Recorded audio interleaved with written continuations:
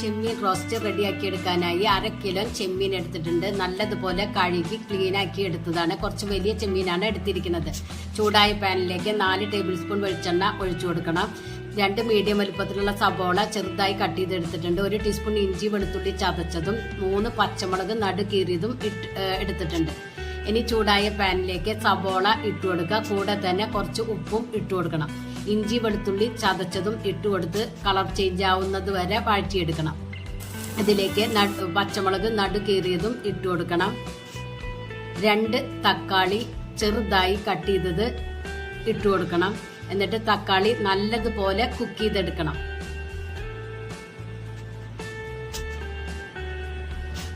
തക്കാളി കുക്കായി വന്നതിന് ശേഷം തവി വെച്ച് ഒന്ന് ഉടച്ചു കൊടുക്കണം.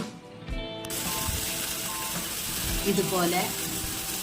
ഇനി ഇതിലേക്ക് പൊടികൾ ഇട്ട് കൊടുക്കാം. 1/4 ടീസ്പൂൺ മഞ്ഞൾപ്പൊടി, 1 ടേബിൾ സ്പൂൺ കാശ്മീരി മുളക് പൊടി, 1 ടേബിൾ സ്പൂൺ സാദാ മുളക് പൊടി, 1/2 ടീസ്പൂൺ മല്ലിപ്പൊടി, ഗരം മസാല 1/2 ടീസ്പൂണ്, 1/4 ടീസ്പൂൺ ജീരകത്തിന്റെ പൊടി.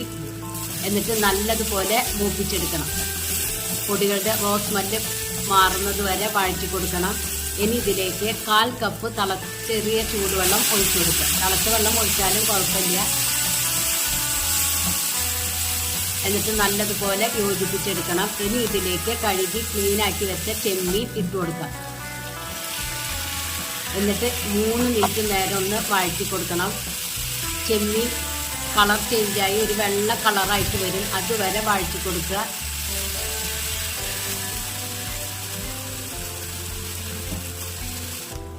എന്നിട്ട് ഒരു 5 മിനിറ്റ് നേരം മൂടി വെച്ച് കൊടുക്കാം.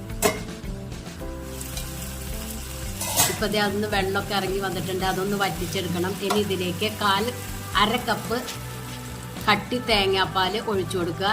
എന്നിട്ട് മീഡിയം ഫ്ലെയിമിൽ വെച്ചിട്ട് ഇടയ്ക്കിടയ്ക്ക് ഒന്ന് ഇളക്കി ഇതുപോലെ ഒന്ന് വറ്റിച്ചെടുക്കണം. ഒന്ന് ഡ്രൈ ആക്കി എടുക്കേണ്ടതുണ്ട്. ചട്ടിയിൽ ഇത് ഇതുപോലെ വിട്ടു പോരുന്ന വരയ്ക്കും ഇളക്കി കൊടുക്കണം. നിങ്ങൾക്ക് കുറച്ച് വെളിച്ചെണ്ണ ഒഴിച്ചു കൊടുക്കാവുന്നതേ ഉള്ളൂ. അപ്പോൾ ഇത് ഡ്രൈ ആയി കിട്ടും. ഇപ്പോൾ ഇത് ഡ്രൈ ആയി വന്നിട്ടുണ്ട്.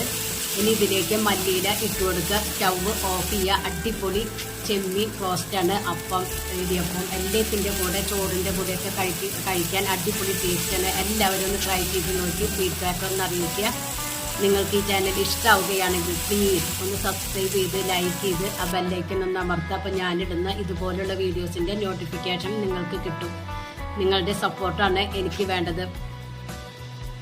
Thank you.